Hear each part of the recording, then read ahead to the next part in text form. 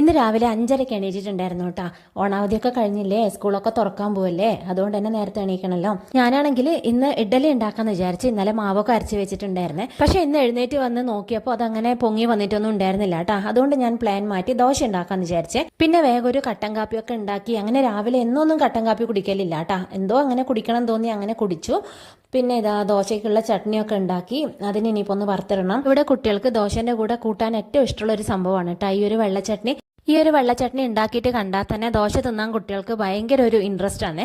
ഞാനാണെങ്കിൽ കടു വറക്കുമ്പോൾ പൊട്ടിത്തെറി ഇല്ലാണ്ടിരിക്കട്ടെ എന്ന് വിചാരിച്ച് ഒന്ന് അടച്ചു വെക്കലുണ്ട് കേട്ടോ. അങ്ങനെ ഇതാ കറിവേപ്പില ഇട്ട് കടുവിലേക്ക് അങ്ങനെ ചട്നീന്റെ വറവും ആയിട്ടുണ്ട് കേട്ടോ. ഇനിയിപ്പോൾ അതങ്ങോട്ട് അടച്ച് മാറ്റി വെക്കാം കേട്ടോ. ഒരുപാട് വീഡിയോസിലൊക്കെ കണ്ട് കൊതിയായിട്ട് ഞാനും വാങ്ങിയിട്ടുണ്ട് കേട്ടോ ഒരു എഗ് ബോയിലർ. അങ്ങനെ അത് വാങ്ങിക്കഴിഞ്ഞാൽ പിന്നെ നിങ്ങളെ ഒന്ന് കാണിക്കണ്ടേ. കാണിക്കാണ്ടിരുന്നാൽ പിന്നെ എനിക്കൊരു സമാധാനം ഇല്ലല്ലോ. അതുകൊണ്ട് തന്നെ അതിന്റെ ഒരു പ്രദർശനമാണ് കേട്ടോ ഇപ്പോൾ ഈ കാണുന്നത്. എന്തൊക്കെയായാലും ഇപ്പം മുട്ട പുഴുങ്ങലൊരു ഈസി ആയിട്ടുള്ള ഒരു കാര്യമായിട്ടുണ്ട് കേട്ടോ. അത് ഭയങ്കര നല്ലതായിട്ട് തോന്നിയിട്ടാ എനിക്ക്. ഇനി പിന്നെ എൻ്റെ അടുത്ത പരിപാടി എന്താണെന്ന് വെച്ചാൽ കുട്ടികൾക്ക് സ്കൂളിൽ കൊണ്ടുപോകാനുള്ള ലഞ്ച് റെഡിയാക്കലാണ് കേട്ടോ.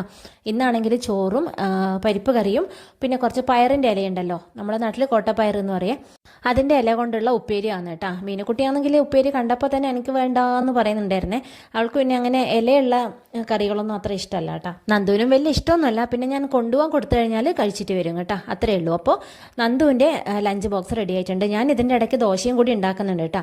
അങ്ങനെ മീനുകുട്ടി ദോശയും ചട്നിയൊക്കെ കൂട്ടി ഒരു പിടിപിടിക്കാൻ വേണ്ടി ഇരുന്നിട്ടുണ്ട്. പിന്നെ നിങ്ങളിപ്പോൾ ഈ കാണുന്നത് സുനിയേട്ടൻ്റെ ഡ്യൂട്ടിയാണ് കേട്ടോ. മുട്ടയുള്ള ദിവസം മുട്ടേൻ്റെ തോട് പൊളിക്കലും ബദാം ഇടുന്ന ദിവസം ബദാമിൻ്റെ തോല് പൊളിക്കലും ഒക്കെ സുനിയേട്ടൻ്റെ പരിപാടിയാണ് കേട്ടോ.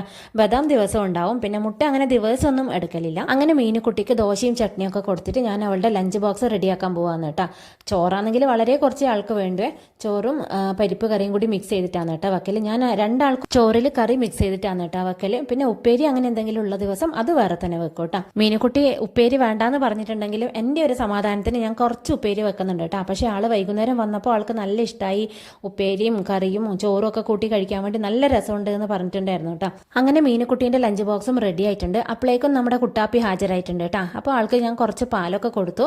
അതപ്പോൾ കുടിക്കണോ വേണ്ടിയോ എന്നിങ്ങനെ ആലോചിച്ച് ഇങ്ങനെ ഇരിക്കുന്നുണ്ട്. അങ്ങനെ നന്ദൂട്ടൻ ഇതാ സ്കൂളിലേക്ക് പോവാണ് കേട്ടോ. സ്കൂളിലെ ദിവസം ആൾ അമ്പലത്തിലൊക്കെ പോവാറുണ്ട് കേട്ടോ. ഇന്ന് പക്ഷേ എണീക്കാൻ ലേറ്റായി പോയിട്ടുണ്ടായിരുന്നു. അതുകൊണ്ട് ഇന്ന് അമ്പലത്തിലേക്കൊന്നും പോയില്ലേ. ഇനിയിപ്പോൾ എൻ്റെ അടുത്ത ഡ്യൂട്ടി എന്ന് വെച്ചാൽ മീനുകുട്ടീൻ്റെ മുടിയായിട്ടുള്ള അംഗമാണ് കേട്ടോ. ചില ദിവസം കെട്ടിക്കഴിഞ്ഞാൽ പെട്ടെന്ന് തന്നെ അത് ശരിയായി കിട്ടും കേട്ടോ. ചില ദിവസം 2-3 പ്രാവശ്യമൊക്കെ അഴിച്ചിട്ടൊക്കെ പിന്നി കൊടുക്കേണ്ടി വരും കേട്ടോ. അങ്ങനെ മീനുകുട്ടിയൊക്കെ റെഡി ആയിട്ടുണ്ട്.